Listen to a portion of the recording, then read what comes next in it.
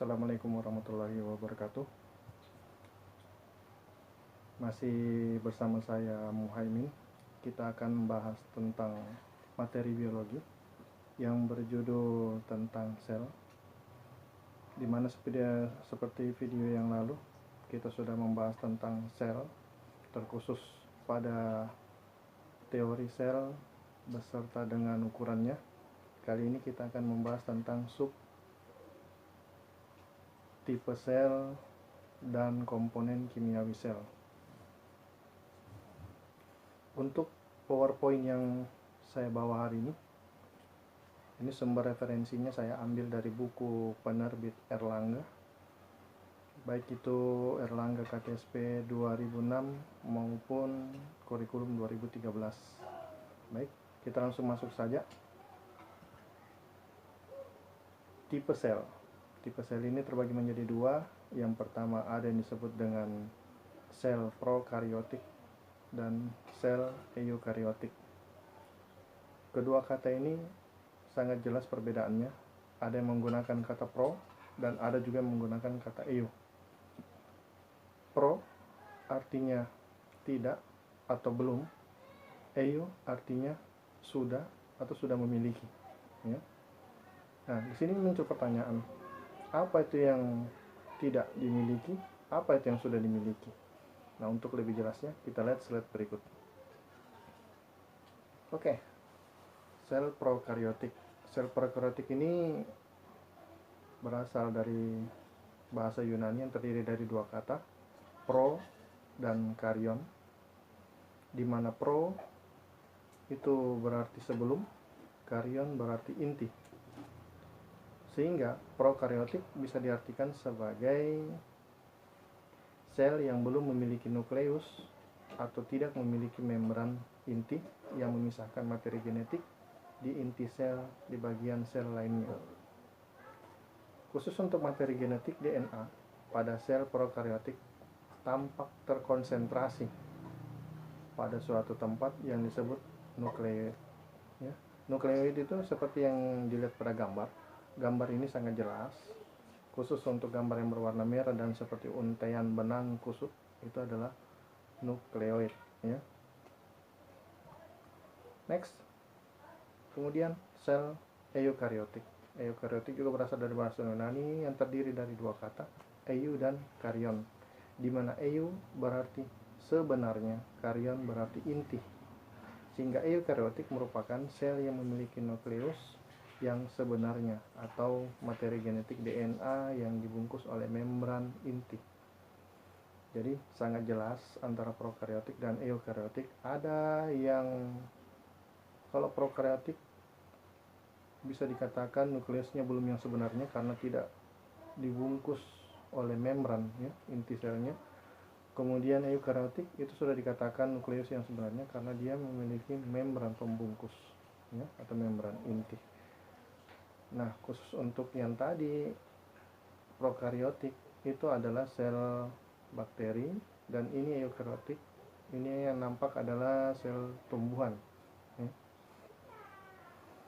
Oke, kita masuk di perbedaan sel prokariotik dan eukariotik. Di sini terdapat organel sel, inti sel. Inti sel ini sebagai pusat pengendali sel, di mana prokariot tanpa membran nukleoid dia tidak punya. Eukariot bermembran nukleoid dia punya. Organel yang berikutnya adalah ribosom. Ribosom ini merupakan tempat sintesis protein, di mana prokariot terdapat pada sitoplasma dan eukariot terdapat pada sitoplasma juga dan retikulum endoplasma. Khusus untuk sitoplasma ini, sitoplasma merupakan cairan sel, ya, yang berfungsi sebagai menjaga guncangan yang terjadi dalam sel. Kemudian retikulum endoplasma itu proses sintesis lipid, metabolisme karbohidrat, dan netralisir racun, ya. Nah, untuk prokariotik retikulum endoplasmanya tidak ada. Kemudian eukariotik retikulum endoplasmanya ada. Kemudian badan Golgi. Badan Golgi ini berperan sebagai sekresi dan membentuk vesikula yang berisi enzim untuk sekresi, ya. Kemudian membuat makromolekul seperti polisakarida. Nah, badan Golgi ini pada prokariotik tidak ada, pada eukariotik ada. Kemudian mitokondria, ya. Mitokondria dalam respirasi sel atau metabolisme energi di dalam sel yang dapat menghasilkan ATP atau biasa dikenal sebagai adenosin trifosfat, ya, energi ya.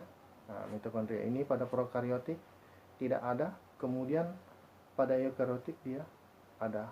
Kemudian berikutnya, organel berikutnya adalah lisosom. Lisosom ini berfungsi sebagai pencernaan intrasel dan proses fagositosis. Fagositosis ini adalah pemusnahan benda-benda asing yang berasal dari luar yang masuk ke dalam tubuh, ya. Nah, bisa dikatakan ada hubungannya dengan sistem imun. Nah, dia pada prokariotik lisosomnya ini tidak ada, kemudian pada eukariotik dia ada. Kemudian sentriol. Sentriol ini berfungsi dalam proses pembelahan sel dari 1 menjadi 2, 2 menjadi 4 seperti video saya yang sebelumnya sudah saya bahas tentang pembelahan sel, ya. Sentriol ini pada prokariotik dia tidak ada, kemudian eukariotik dia ada, tapi cuma pada hewan. Kemudian DNA ini adalah materi genetik. Kalau pada prokariotik adalah berbentuk cincin pada sitoplasmanya. Kemudian pada eukariotik ada pada hewan berbentuk spiral ganda pada inti sel, mitokondria dan kloroplas, ya. Nah, saya kira ini sudah jelas. Oke, kita masuk ke materi sub yang kedua, komponen kimiawi sel. Komponen kimiawi sel ini ada kandungan senyawa kimiawi yang dalam bentuk persen berat, ya. Manusia memiliki kadar air 59, ya. Karbohidrat, protein, lemak bisa mungkin dilihat sendiri. Nah, di sini kita fokus pada beras. Beras ini karbohidratnya 80, ya, dibanding dengan organisme yang lainnya dia yang paling banyak, ya. Kemudian pada ragi ini dia 13, ya. Nah, oke, kita next ya. Nah, fungsi makromolekul, dari kata makro berarti besar, berarti molekul yang besar. Nah, di sini ada makromolekul, karbohidrat, lipid, protein. Nah, di bawah ini bukan karbohidrat tapi asam nukleat, ya. Karbohidrat berdasarkan jumlah monomer penyusun polimer karbohidrat dapat digolongkan menjadi monosakarida, disakarida, dan polisakarida. Ada yang berjumlah 1 gula, 2, dan 3. Kemudian lipid. Senyawa lipid yang paling penting bagi makhluk hidup adalah lemak, ya, fosfolipid dan steroid.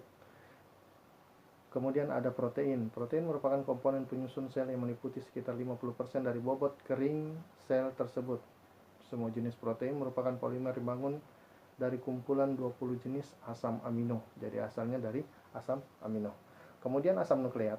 Asam nukleat ini merupakan polinukleotida, yaitu suatu polimer yang satuan penyusunnya adalah nukleotida. Nukleotida terdiri dari 3 komponen, yaitu basa nitrogen, pentosa atau biasa disebut dengan gula berkarbon 5, dan gugus fosfat, ya.